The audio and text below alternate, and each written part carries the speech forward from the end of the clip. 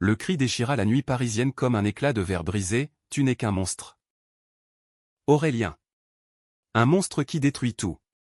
La voix de mon père, rauque et tremblante, résonna dans le salon aux meubles anciens de notre appartement haussmannien. Tandis que Maxence, figé contre le mur, serrait les poings jusqu'à ce que ses jointures blanchissent. Dans cet instant suspendu, nos regards se croisèrent, un mélange de terreur et de désir interdit qui scella notre destin. 10 ans plus tôt, sous le regard indifférent des tours de Notre-Dame. Paris. Automne 2015.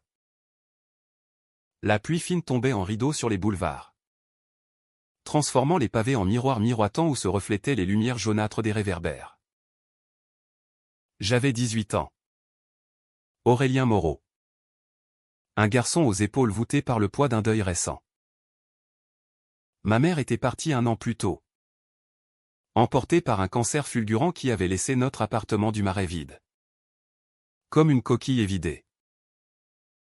Mon père, Henri, un architecte austère aux tempes grisonnantes, avait tenté de recoller les morceaux en se remariant avec Claire, une femme élégante aux cheveux recoupés au carré, venue de Lyon avec son fils aîné, Maxence.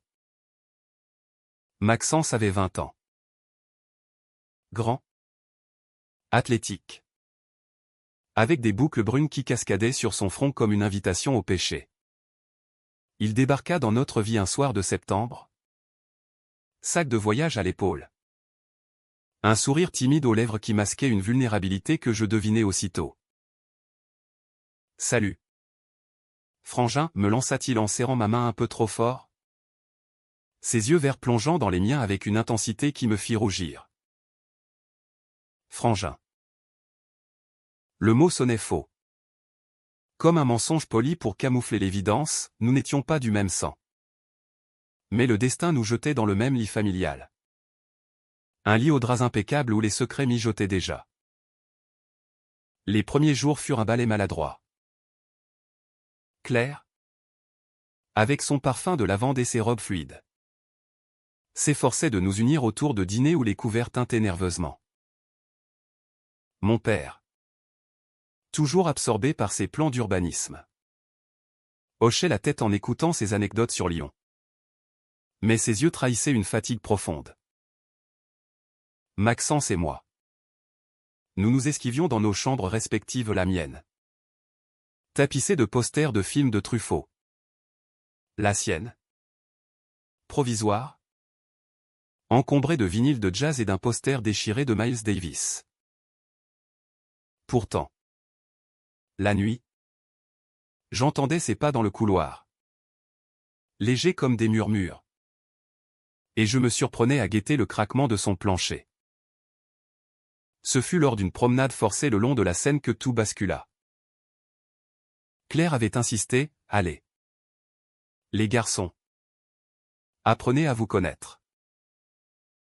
Paris est faite pour ça. » Nous marchions côte à côte, emmitouflés dans des écharpes, le vent froid fouettant nos joues. Maxence alluma une cigarette, soufflant la fumée en volute paresseuse. « T'es pas bavard ? Toi, dit-il enfin. Sa voix grave teintée d'un accent lyonnais chantant. Je haussai les épaules, fixant les péniches qui glissaient sur l'eau noire. Perdu ma langue avec ma mère. Je suppose. Il s'arrêta net, me dévisageant. Désolé. La mienne m'a largué à 12 ans. Père inconnu. Claire est tout ce que j'ai. Son aveu, si brut, fissura ma carapace. Pour la première fois, je le vis non comme un intrus, mais comme un miroir brisé de ma propre solitude. De là naquirent les confidences. Les après-midi volés à l'université, au moins en littérature à la Sorbonne. Lui en arts plastiques à l'école des Beaux-Arts, nous les passions dans des cafés enfumés du quartier latin. À disséquer nos âmes sur fond de croissants tièdes et de café serré. Maxence parlait de ses toiles. Des explosions de couleurs qu'il jetait sur la toile pour exorciser la rage de son enfance chaotique. La peinture. C'est ma revanche, murmurait-il. Ses doigts tachés de bleu cobalt effleurant les miens par accident ou pas. Je lui lisais des extraits de Proust.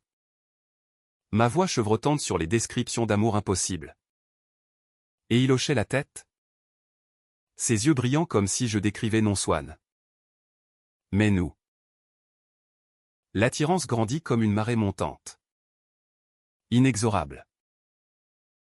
Une nuit d'octobre. Après une dispute avec mon père sur mon manque d'ambition, il voulait que je suive ses traces en architecture. Moi je rêvais de mots. Je m'enfuis sur le toit de l'immeuble. Paris s'étalait en contrebas. Un tapis de lumière clignotante. Maxence me suivit. Silencieux. Il s'assit près de moi. Nos épaules se frôlant. Il te bouffe tout cru. Ton père, dit-il doucement. Puis, sans un mot de plus, sa main glissa sur la mienne. Le monde s'arrêta. Nos lèvres se trouvèrent dans l'ombre. Un baiser salé par les larmes que je n'avais pas versées. Urgente et tendre à la fois. C'est dingue, halta-t-il contre ma bouche. On est censé être frères. Mais les mots s'évaporèrent. Balayés par le feu qui nous consumait.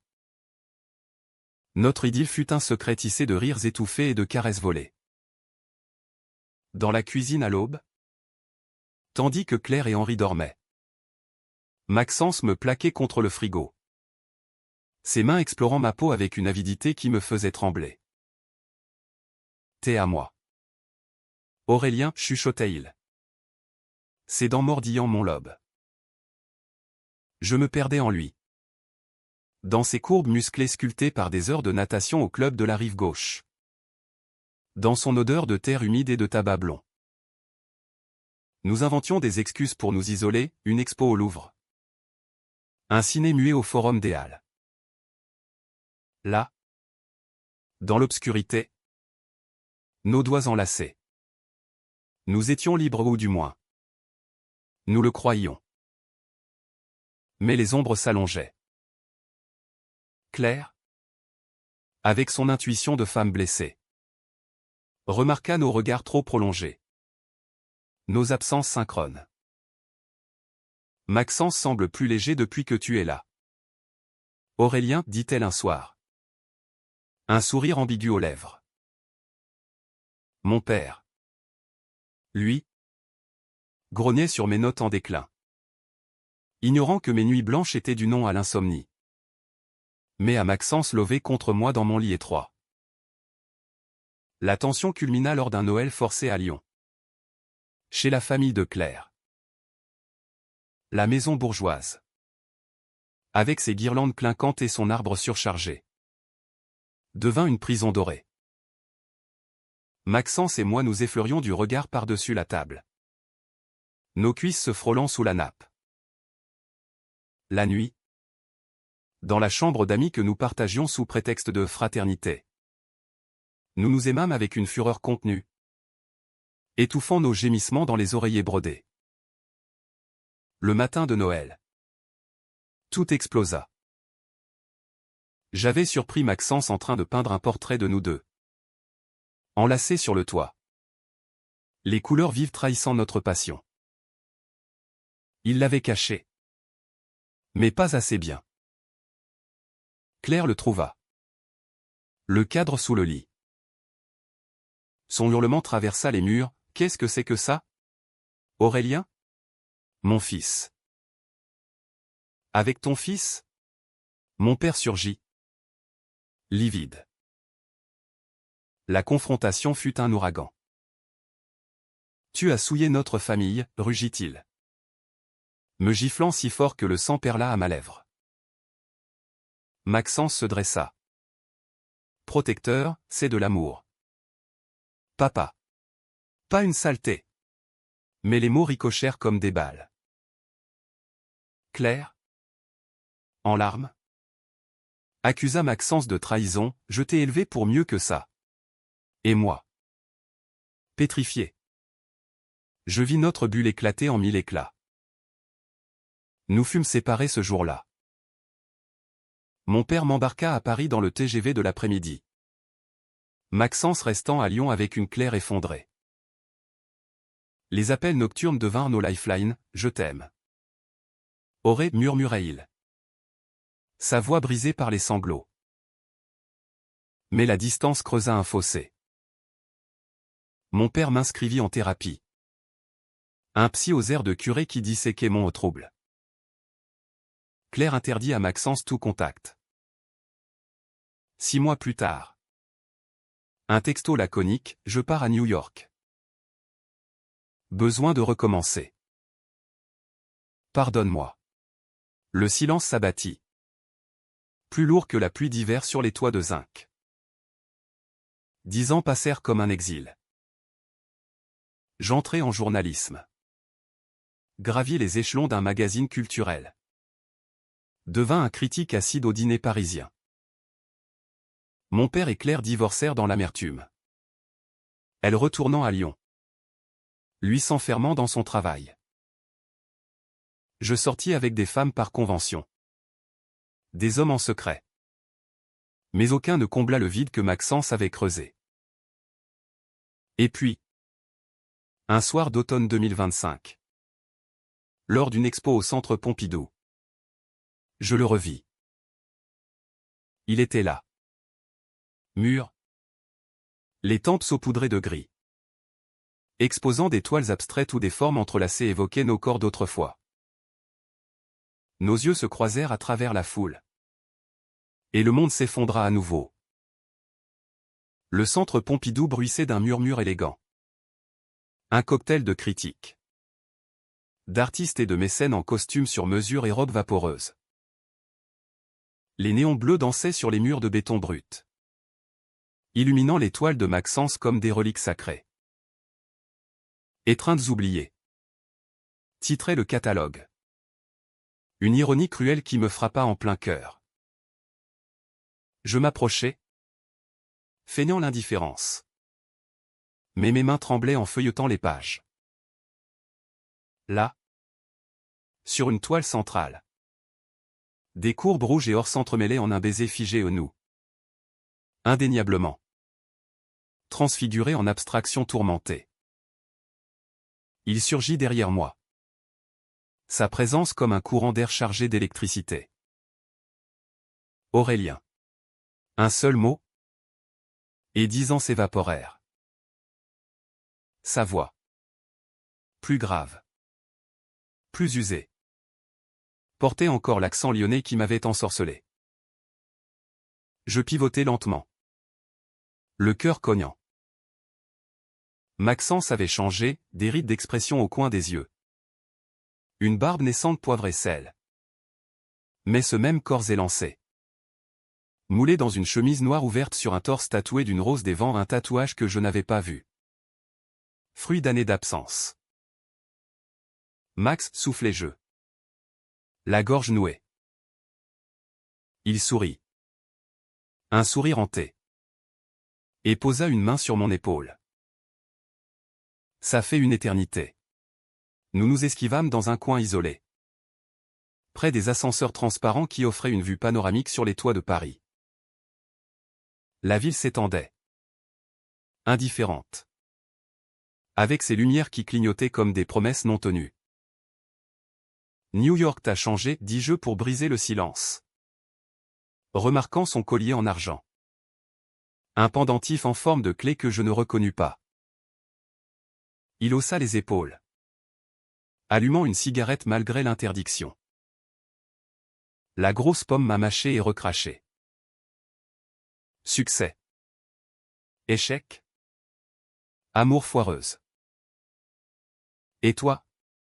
Toujours à disséquer les âmes des autres dans tes articles? Son ton taquin masquait une douleur sous-jacente. Et je sentis la mienne remonter comme une nausée. Nous parlâmes pendant des heures. Ignorant la foule qui se dispersait. Il me raconta ses galeries à Brooklyn. Ces nuits blanches à peindre sous amphétamine. Une relation toxique avec un galeriste qui l'avait brisée. J'ai cru que l'art me sauverait de toi, avoua-t-il. Ses yeux vert voilés. Mais chaque toile. C'était ton fantôme. Mes propres confessions jaillirent, les thérapies inutiles. Les flirts éphémères. Le divorce de nos parents qui avait scellé notre exil mutuel. Claire m'a haï pour ça. Elle m'a dit que j'avais volé son bonheur. Une larme coula sur sa joue.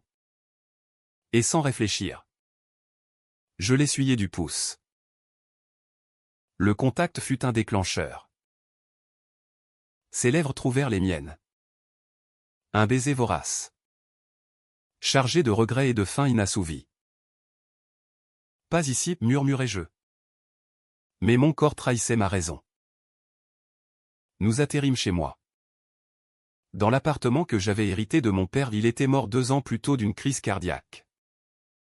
Seul dans son bureau encombré de maquettes inachevées.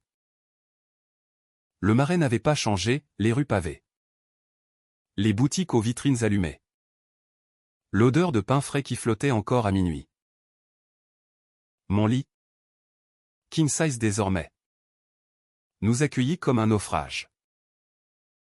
Maxence me déshabilla avec une lenteur délibérée. Ses doigts traçant les cicatrices invisibles de ses années perdues. T'es encore plus beau, grogna-t-il. Sa bouche descendant le long de mon torse. Explorant chaque centimètre comme un territoire reconquis. Je m'arc-boutais sous ses assauts. Mes mains enfouies dans ses boucles.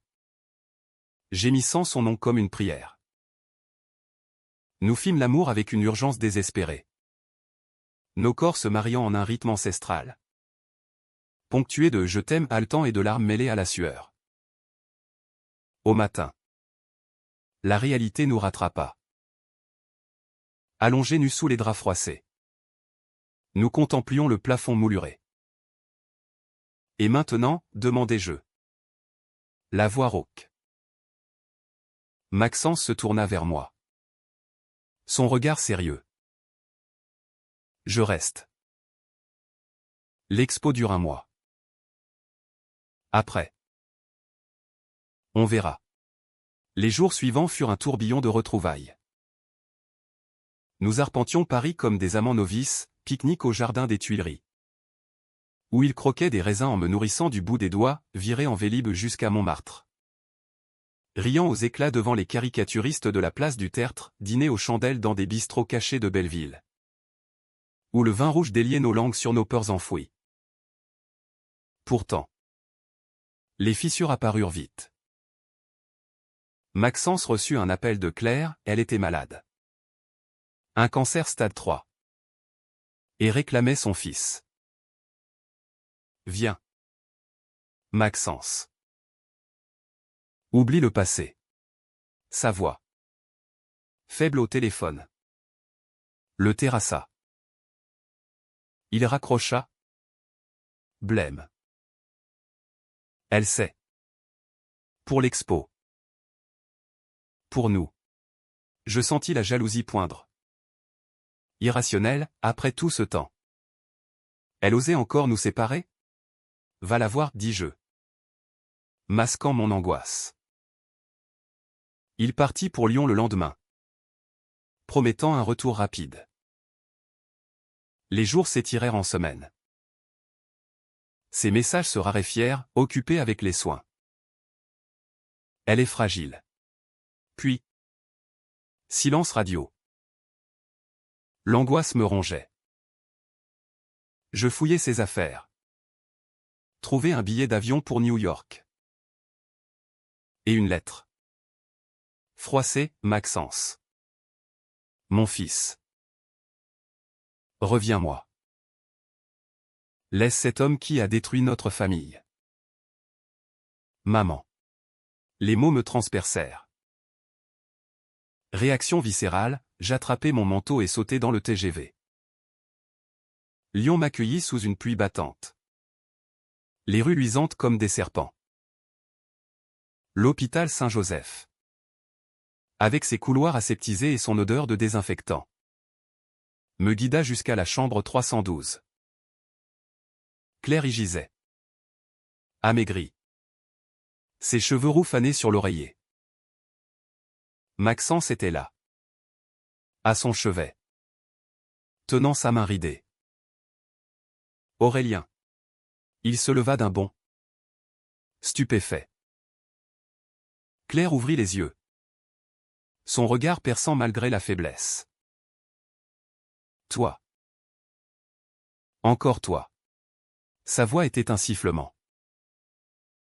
Je restais figé. Les mots coincés.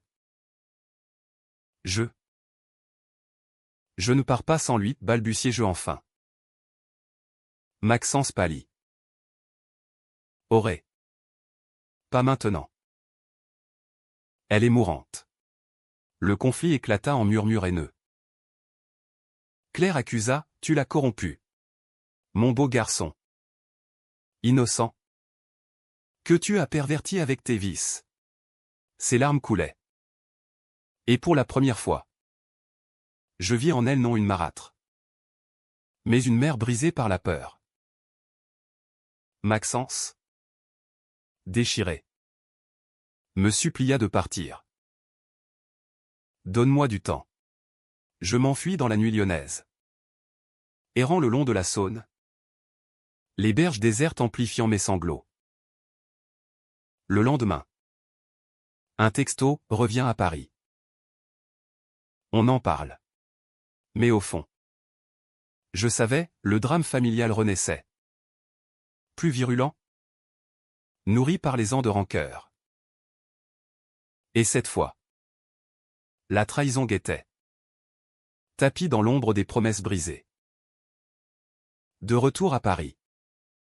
L'appartement me parut un tombeau. Les murs. Autrefois complices de nos étreintes furtives. Résonnaient maintenant du vide. Je m'enfermais dans mon travail. Rédigeant un article acerbe sur l'expo de Maxence des étreintes fantômes qui hantent sans libérer. Un acte de vengeance mesquine que je regrettais aussitôt. La presse le relaya. Et les ventes de ses toiles chutèrent. Quand il revint. 2 semaines plus tard. L'air de l'appartement crépita de tension. Il claqua la porte. Les yeux flamboyants. T'as écrit ça? Pour me punir? Nous nous affrontâmes dans le salon. Les meubles victoriens comme témoins muets. Tu m'as abandonné pour elle, hurlai-je. La voix brisée. Maxence secoua la tête. Les poings serrés. C'est ma mère? Auré. Elle agonise. Et toi? Tu fais ça? Les reproches fusèrent, mes années de silence post-séparation. Ces nuits new-yorkaises avec d'autres corps pour oublier le mien. J'ai essayé de t'appeler. 100 fois, cria-t-il. Ton père a changé ton numéro. Claire m'a menacé de se suicider si je te contactais. La révélation me coupa le souffle. Notre exil n'avait pas été choix. Mais complot familial. Une cage invisible forgée par l'amour mal placé. Pourtant. Sous la colère. Le désir persistait. Tenace comme une racine. Cette nuit-là. Nous nous réconciliâmes dans la fureur, une étreinte brutale contre le mur. Ses ongles labourant mon dos. Mes dents marquant son épaule. Ne me lâche plus, gémit-il. Son corps se cambrant contre le mien. Nous nous aimâmes comme pour conjurer le destin. Lent et profond. Explorant les changements de nos chairs mûries ou les vergetures discrètes sur son abdomen. Les fossettes nouvelles au creux de mes reins. Au petit matin. Enlacé. Il murmura, Claire veut nous voir. Tous les deux. Avant la fin. Le voyage à Lyon fut un pèlerinage douloureux. L'hôpital. Sous un ciel plombé. Exhalait une humidité froide qui s'infiltrait dans les os. Claire. Reliée à des perfusions. Nous attendait? Son visage creusé comme un paysage érodé par le temps. Entrez, dit-elle d'une voix chevrotante. Maxence s'assit à son chevet. Moi en retrait. Mal à l'aise dans ce rôle d'intrus. Elle nous observa longuement. Ses yeux passant de l'un à l'autre. Je vous ai haï, commença-t-elle. Pour avoir volé mon fils. Pour avoir brisé Henri. Les mots planaient. Lourd. Puis. Un sanglot, mais c'était de la peur. Peur de vous perdre? Maxence. Peur que l'amour soit plus fort que moi. La confession dura des heures. Claire raconta son propre passé, un mariage raté à Lyon. Une grossesse solitaire. La découverte tardive de son homosexualité refoulée dans une liaison avortée avec une amie. J'ai projeté mes démons sur vous, avoua-t-elle. Maxence pleura. Serrant sa main. Et moi. Pour la première fois. Je tendis la mienne. Nos doigts se joignirent à un pont fragile sur l'abîme. Pardonne-moi. Aurélien, murmura-t-elle. Tu n'as rien souillé. Tu as sauvé mon fils de la solitude que j'aurais connue. Les larmes coulèrent. Libératrice. Et dans cet instant, la famille se recomposa. Non en sang, mais en pardon. Mais le destin, cruel, réservait son coup. 2 jours plus tard, Claire s'éteignit paisiblement. Entourée de nous. Maxence, effondré, organisa les funérailles dans la cathédrale Saint-Jean. Une cérémonie sobre où les vitraux projetaient des éclats colorés sur le cercueil de chêne clair.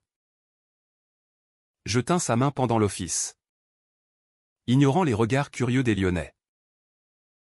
Elle nous a bénis. À la fin, chuchota Théil au cimetière. Sous une pluie fine qui lavait les tombes. Pourtant, le deuil raviva les ombres. Maxence sombra, nuit blanche à peindre des toiles noires. Bouteille de whisky vidée en solitaire. Je la revois. Auré. Et toi? Dans ses yeux. Comme un fantôme. La trahison surgit de l'imprévu. Un soir, rentrant d'une interview, je trouvai l'appartement sens dessus-dessous, toile lacérée. Maxence avachit sur le sol, une lame à la main non pour se blesser, mais pour détruire. C'est trop, balbutia Théil. Claire morte. Et nous? On recommence le cycle. Ton père.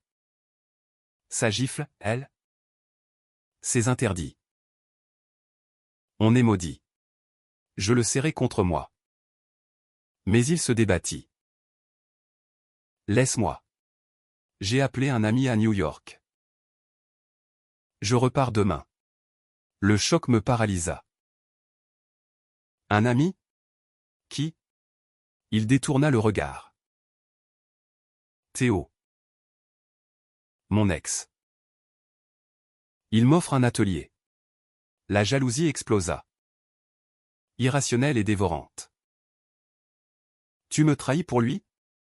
Après tout? Je fouillai son téléphone. Découvris des messages tendres, reviens. Max. On était bien ensemble. Les mots me transpercèrent plus que n'importe quel reproche. Espèce de lâche, hurlai-je. Le repoussant. Il claqua la porte, me laissant seul avec l'écho de nos cris. Les jours suivants furent un enfer, je noyai ma rage dans le travail.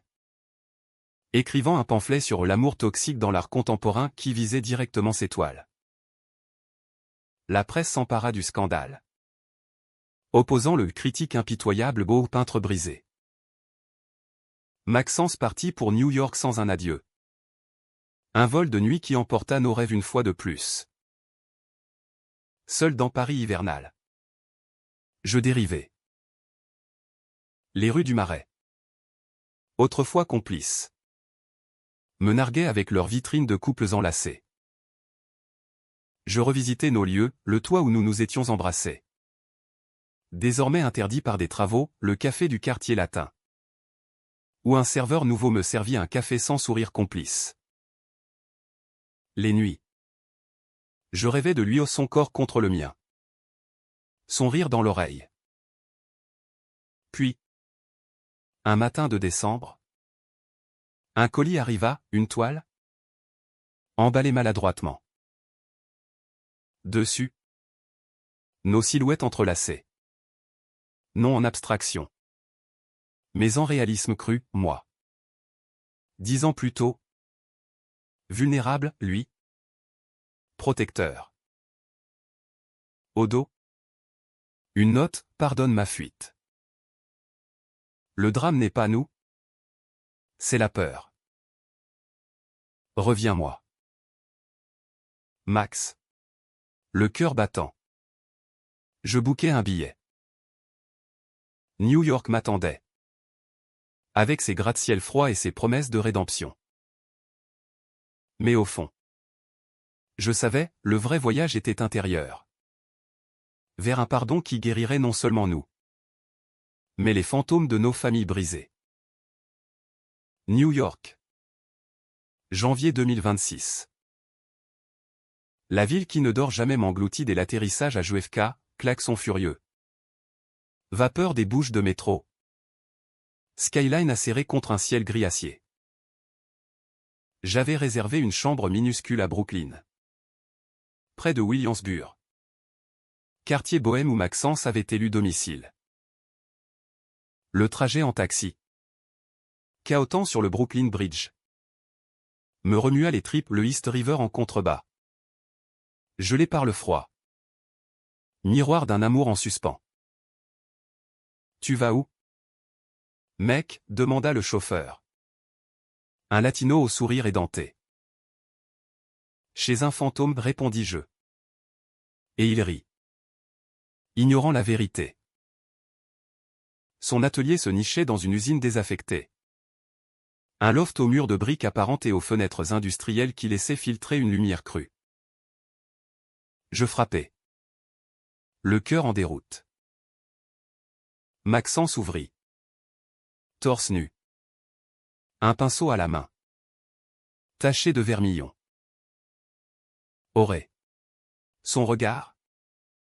Un mélange de surprise et de soulagement. Me désarma. Sans un mot, il m'attira à l'intérieur. Ses lèvres écrasant les miennes dans un baiser salé par la peinture et les larmes. T'es venu, murmura-t-il. Ses mains fiévreuses défaisant ma ceinture. Nous roulâmes sur un matelas jeté à même le sol. Entouré de toiles inachevées. Nos corps se redécouvrant avec une tendresse nouvelle. Mûris par l'absence. Plus de fuite, haletai-je. Mes doigts traçant les contours de son tatouage. Plus jamais. Les semaines suivantes furent un cocon fragile. New York. Avec son énergie brute. Nous offrit un répit. Nous arpentions les rues enneigées de Central Park. Main dans la main sans craindre les regards, l'Amérique. Malgré ses ombres, tolérait nos étreintes plus que la France puritaine de nos souvenirs. Maxence m'initia à ses rituels, brunch tardif au Bedford. Où les œufs bénédicts dégoulinaient de jaune, expo temporaire à Chelsea. Où il commentait les installations avec une passion contagieuse. Regarde. Aurait, l'art. C'est la trahison assumée. Comme nous. Et moi. Je lui lisais mes chroniques parisiennes sur un banc du Highline. Sa tête sur mes genoux.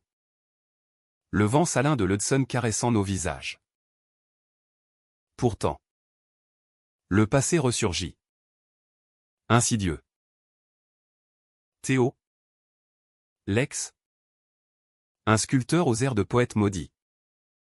débarqua un soir à l'atelier. Grand, barbu, avec un accent brooklynien rocailleux. Il posa une main possessive sur l'épaule de Maxence. « T'as ramené ton français ? Attention. Il te bouffera l'âme. » Le ton taquin masquait une jalousie acide. Maxence rit. Mal à l'aise. Mais je sentis la fissure. Les dîners à trois devinrent routine, Théo racontait ses installations controversées. Flirtant ouvertement. Et Maxence, sous l'emprise de l'alcool, répondait par des œillades ambiguës. C'est rien, me jurait-il au lit. Son corps apaisant le mien. Mais le doute s'insinuait. Poison lent.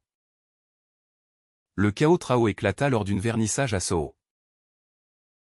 L'atelier de Théo exposait des sculptures de corps entrelacés en ferraille tordue aux des étreintes violentes.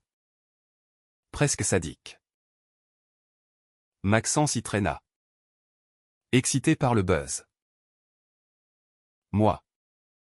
En retrait. Observez Théo enlacer Maxence devant une œuvre. Murmurant à son oreille. La jalousie. Cette vieille sorcière. Me submergea. Qu'est-ce que tu fous, sifflai-je plus tard. Dans une ruelle sombre. Maxence. Éméché. Haussa les épaules. C'est l'art ? Aurait. La vie. T'es trop possessif. Les mots fusèrent, mes articles vengeurs. Sa fuite à Lyon. Nos familles toxiques. Tu me trahis encore. Avec lui, hurlai-je. Il riposta, et toi ? Tu m'étouffes. Claire est morte à cause de ça, de notre amour qui pourrit tout. La gifle partie. Instinctive pas forte. Mais symbolique. Écho de celle de mon père 10 ans plus tôt.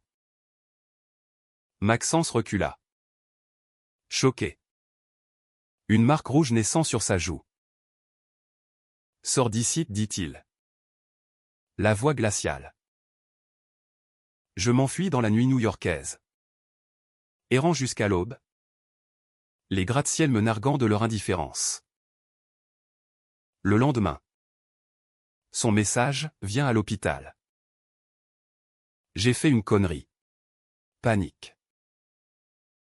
Je traversais la ville en métro bondé. Le cœur en vrac. L'hôpital de Manhattan. Avec ses couloirs fluorescents. Me vomit dans une chambre stérile. Maxence gisait.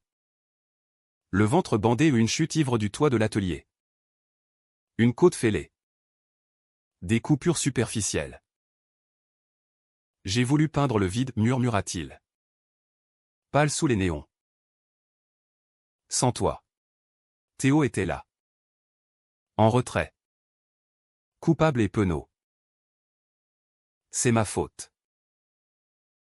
J'ai poussé trop loin. La révélation tomba, leur relation n'avait été qu'une béquille. Un moyen pour Maxence d'oublier. Sans jamais franchir la ligne. Je t'aime. Aurait. Seulement toi. Les larmes coulèrent. Et dans ce lit d'hôpital. Nous nous pardonnâmes. Nos mains liées comme un serment. Théo s'effaça. Nous laissant à notre intimité fragile. New York. Pour la première fois. Me parut un havre non éternel. Mais suffisant pour guérir. De retour à l'atelier. Nous repeignîmes ensemble une toile immense. Nos corps non en combat. Mais en harmonie. Couleur vive sur fond de gris urbain. C'est notre renaissance, dit Maxence. Son pinceau dansant. Mais le vrai test vint d'un appel inattendu, un notaire lyonnais. Claire avait légué une maison à Maxence et... Par codicile. Une lettre pour moi. Aurélien. Protège mon fils. Vous êtes ma rédemption. Les mots? Lus à voix haute. Nous lire plus fort que n'importe quel vœu. Pourtant. La trahison finale guettait. Non de l'extérieur. Mais en nous. Maxence. Hanté par sa chute. Sombra dans une rechute, amphétamine pour peindre. Nuit blanche qui laissait des cernes abyssaux. Je le surpris un soir avec Théo. Non en étreinte. Mais en confidence il me comprend. Auré. Toi. Tu juges. La dispute fut cataclysmique, objet brisé. Cris qui alertèrent les voisins. Pars si tu veux, hurlai-je. Il partit. Valise en main. Pour un hôtel anonyme. Seul dans le loft. Je compris, le drame familial n'était pas extérieur, c'était notre peur interne. Hérité de pères absents et de mères blessées. Qui nous sabotait. Le lendemain. Je le cherchais aux quatre coins de Brooklyn. Désespéré. Je le trouvais au bord de l'East River. Assis sur un banc. Contemplant les eaux tumultueuses. Je t'ai trahi, dit-il sans préambule. Pas avec Théo, mais avec moi-même. J'ai fui la douleur. Comme toujours. Je m'assis près de lui. Nos épaules se touchant. Moi aussi. Mes mots. Mes doutes. C'était de la peur. Le silence s'étira. Puis il prit ma main. On recommence? Pas à zéro. Mais en mieux. New York. Indifférente. Continua son ballet frénétique. Mais pour nous. Le monde ralentit. Promettant une trêve. Le printemps new-yorkais effaça les cicatrices de l'hiver, cerisier en fleurs le long de l'Hudson. Marché aux puces de Brooklyn grouillant de vie. Jazz improvisé dans les clubs enfumés de Harlem. Maxence et moi. Nous nous réinventâmes. Il ferma l'atelier toxique. En ouvrit un nouveau à Red Hook.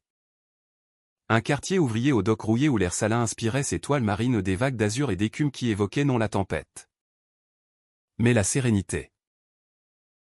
Moi. Je quittais le magazine parisien pour un blog indépendant. Chronique sur l'amour queer dans l'urbanité. Où je disséquais non les autres, mais nous, nos failles. Nos triomphes. Les jours se teintèrent de routine douce amère. Matin paresseux où il me réveillait de baisers traînards. Son corps chaud contre le mien sous les draps de lin, après-midi à flâner dans les galeries de Chelsea. Critiquant à voix basse les installations minimalistes, soir à cuisiner des pâtes al dente. Arrosé de Chianti volé à un voisin italien. T'es mon encre. Auré, murmurait-il. Ses doigts entrelacés aux miens sur la table bancale. Et moi. Je le croyais ou du moins. J'apprenais à le croire. Chassant les fantômes par des actes concrets, thérapie de couple chez une psy lesbienne aux airs de Woody Allen. Où nous déballions nos bagages familiaux comme des valises trop pleines. La lettre de Claire devint notre talisman. Nous la relûmes ensemble. Assis sur le toit du loft. Sous un ciel étoilé que les lumières de Manhattan n'effaçaient pas tout à fait. Elle nous a libérés, dit Maxence. Sa voix émue. Nous décidâmes de retourner à Lyon. Non pour enterrer. Mais pour honorer. La maison héritée. Une bâtisse du 18e au volet vert écaillé. Nous accueillit comme un berceau oublié. Nous y passâmes un été, rénovation poussiéreuse. Où Maxence peignait les murs de fresques abstraites tandis que je cataloguais les vieux livres de Claire ou des romans de Colette. Soulignés de passages sur l'amour interdit. Les nuits. Dans le grand lit à baldaquin. Nous faisions l'amour avec une lenteur révérencieuse. Nos corps se moulant comme des vagues à la marée. Pourtant, le conflit latent ressurgit lors d'une visite impromptue. Henri, mon père, n'était pas mort comme je l'avais cru ou non. Un infarctus mineur, suivi d'une retraite forcée à la campagne normande. Il débarqua à Lyon. Voûté. Un bouquet de lys à la main en fleurs de pardon. Ou de deuil anticipé. Fils, dit-il dans le salon lambrissé. Sa voix chevrotante. Maxence se raidit à mes côtés. Mais je l'invitai à rester. La confrontation fut un feu couvant, j'ai été un monstre, avoua Henri. Les yeux baissés. Ta mère. Elle m'avait prévenu de ma rigidité. Et toi? Aurélien. Je t'ai puni pour mes peurs. Les mots? Tant attendus. Libérèrent un torrent. Maxence, magnanime, posa une main sur son épaule, on a tous souffert. Monsieur. Mais l'amour guérit. Henri repartit transformé. Promettant des lettres régulières, un pont vers une famille recomposée. Mais la vraie trahison, la plus profonde, fut celle de Maxence envers lui-même. Un soir d'août, lors d'une expo locale à Lyon. Un collectionneur lyonnais, un ancien amant de jeunesse, le reconnut. Maxence, mon beau rebelle, susurra-t-il. Trop proche. Trop tactile. Maxence rit. Mal à l'aise. Mais accepta un verre de trop. De retour à la maison. Ivre. Il craqua, j'ai couché avec lui. Autrefois. Pour défier Claire. La confession. Anodine en surface. Réveilla mes insécurités. Et maintenant? Tu le regardes encore, demandai-je. La voix tremblante. La nuit fut un champ de mine. Il n'y a. Furieux, c'est du passé. Toi. Tu vis dans l'ombre de tes articles. Jugeant tout. Nous nous hurlâmes nos vérités, ma possessivité héritée de l'abandon maternel. Sa fuite chronique forgée par le rejet paternel inconnu. Au climax. Il avoua, j'ai revu Théo avant ton arrivée. Pas physiquement, mais en esprit. Pour me punir d'aimer trop fort. La trahison. Non charnelle, mais émotionnelle. Me brisa. Alors part, dis-je. Le cœur en lambeaux. Il le fit. Dormant sur le canapé. Un gouffre entre nous. Le matin. Sous un soleil implacable. Nous parlâmes vraiment pas en cris, mais en murmures. Assis dans le jardin envahi de rosiers. Nous disséquâmes nos âmes, j'ai peur de te perdre. Comme Claire, avoua-t-il. Et moi. De te corrompre. Comme mon père le craignait. Le pardon vint. Lent. Comme une aube. Nous brûlâmes symboliquement une toile noire vestige de sa rechute dans un brasero. Les flammes dansant comme une purification. On choisit l'amour. Pas le drame, déclarai-je. Et il scella le pacte d'un baiser. L'automne nous ramena à Paris. Enrichi. Maxence exposa à la FIAC. Ces toiles Renaissance entrelacées acclamées pour leur humanité brute. Moi. Je publiai un recueil d'essais. Dédié à Claire, amour interdit. Famille libérée. Henri vint à l'inauguration. Bras dessus bras dessous avec nous. Un vieillard apaisé. Et un soir, sur les quais de la Seine, là où tout avait commencé, Maxence mit un genou à terre. Pas une bague clinquante. Mais un anneau d'argent gravé de nos initiales enlacées. Épouse-moi. Auré. Pas pour la loi. Mais pour nous. Les larmes coulèrent. Joie pure. Oui, soufflez je. Et Paris applaudit en silence. Ses lumières scintillant comme des confettis. Le drame familial. Renaissant des cendres. S'était mué en saga humaniste, non de destruction, mais de résilience. Nous n'étions plus les garçons brisés du Marais, mais des hommes entiers. Aimant sans chaîne. L'amour, ce feu interdit, avait illuminé nos ombres, nous laissant non intacts, mais complets dans l'imperfection. La beauté vraie. Des années plus tard. Dans notre maison normande héritage d'Henri. Rénovée en havre queer. Nous élèverions des enfants adoptés. Contant nos histoires autour de feux de cheminée. Maxence peindrait leurs portraits. Moi j'écrirais leurs légendes. Et dans chaque regard complice. L'écho d'un hook ancien, un cri dans la nuit. Un baiser sur un toit. Une main tendue dans l'abîme. Car l'amour, en fin de compte, n'est pas drame, c'est renaissance.